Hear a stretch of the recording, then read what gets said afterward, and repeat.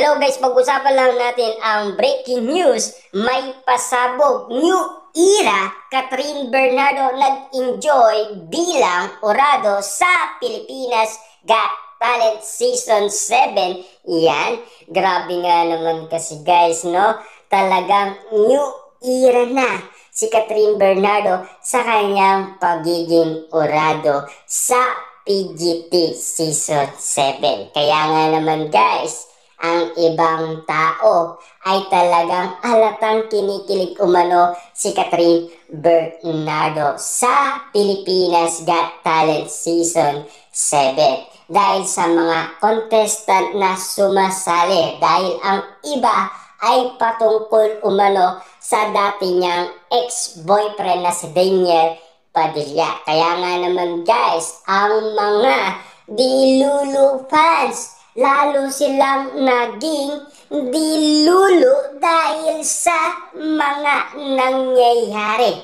Kaya nga naman guys, enjoy naman itong si Catherine Bernardo. Parang aliw na aliw siya sa mga nangyayari. Lalong-lalo na guys sa iba't ibang mga contestant na sumasali. Lalong-lalo na kasi guys, kapag may sitwasyon na nangyayari at ito ay tumutukoy kay Catherine Bernardo at Daniel Padilla. Kapag yan kasi guys ang napag-usapan, sigurado guys mapapansin mo kung ano na ang mga pinag-uusapan ng iba't ibang mga tao. Siyempre guys, ang iba nagkakaisa na baka meron daw balikan mangyayari, na baka meron daw mangyayaring kakaiba, tulad na lamang guys ng pagkakaroon muli ng love team ng Katniel. Yan kasi guys ang pinag-uusapan ngayon.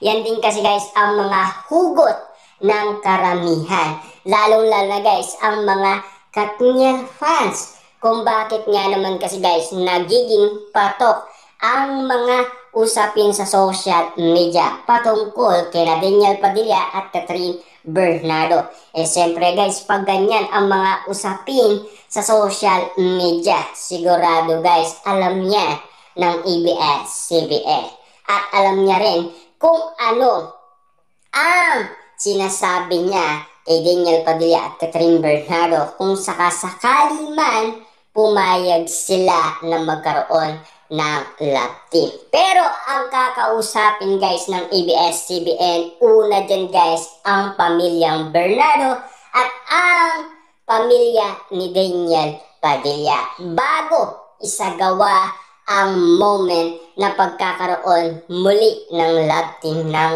Katniel, bago sina Daniel Padilla at Catherine Bernardo. Yun kasi guys ay respeto umano ng dahil sa kanilang iwalayan kung ano ang masasabi ng mga pamilya ni Catherine Bernardo at pamilya ni Daniel Padilla. At lalong-lalo na kasi guys kung ano ang sinasabi ng karamihan. Yan din ang kukunin ng mga balita o lalong-lalo na guys ang ABS-CBN para ipakita sa magulang ni Catherine Bernardo at magulang ni Daniel Padilla. Ibig sabihin, manpower lang guys ang kikilos dyan, diba? Na alam naman natin kasi guys, lahat ng mga Dilulu fans ngayon ay mas lalo silang nagiging Dilulu fans sa mga nangyayaring usapin patungkol kina Daniel Padilla at Catherine Bernardo. Kita niyo naman guys, enjoy na enjoy si Catherine Bernardo sa kanyang new era dahil sa kanyang pagiging orado sa Pilipinas Got Talent Season 7. Siyempre guys, kilig na kilig siya kapag merong contestant na tumutukoy sa kanilang dalawa ni Daniel Padilla. Kita nyo naman guys, sa PGT lang pala guys ang tutulong kina Daniel Padilla at Catherine Bernardo para magkabalikan sila. Tanging ang susi na nangyayari ngayon ang segment na Pilipinas Got Talent Season Kaya nga naman guys, ang mga Dilulo fans nagkakaisa na para tulungan guys sina Daniel Padilla at Catherine Bernardo. Hindi tulad guys ng kaarawan ni Catherine Bernardo at Daniel Padilla, sila ay nagbabardagulan pero unti-unti na nilang nauunawaan ngayon guys ang bawat sitwasyon na nangyayari. Kaya nga naman guys, nanahimik na sila para tulungan naman guys sina Daniel Padilla at Catherine Bernardo dahil sa mga pinag-uusapan sila ng mga netizens at mga sausawerang kapitbahay. Siyempre guys, sino pa ba ang tutulog kina Daniel Padilla at Catherine Bernardo? Siyempre ang mga Dilulo fans din, kasama din sila sa parte ng buhay ng Katniel kung bakit nga naman sila naging patok sa maraming tao. Siyempre guys, yung baybayan nga naman kasi ang unang yugto ng Katniel dahil sa kanilang mga project na ginagawa. Lalong-lalo kasi guys, nagagalingan sila sa kanilang paghaharte. Siyempre guys, marami din naman kasing talent sina Catherine Bernardo at Daniel Padilla na ipinakita rin sa atin. Hindi lang yung pag-arte, hindi lang natin guys napapanood ang iba pa rin nilang talento. Kasi guys, alam naman natin si Catherine Bernardo, marunong din yan guys, no? Mag-manicure at pedicure. At lalong-lalo na, marunong din yan guys gumuhit si Catherine Bernardo. At lalong-lalo na guys ha, si Catherine Bernardo, marunong din yan manahi. Kita nyo naman guys, ang daming talent ni Catherine Bernardo. At isa pa dyan, si Catherine Bernardo, marunong din siyang mag-ayos ng mga bulaklak. Diba?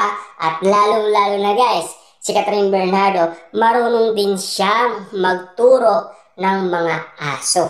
Yan ang talento ni Catherine Bernardo na hindi pa guys natin nalalaman. Siyempre guys, alam naman natin, kapag yan ay napag-usapan. Kita nyo naman guys, Daniel Padilla, di ba? Ang dami din yan guys talent. Marunong siyang mag-bilyar, golf, tennis, ang dami.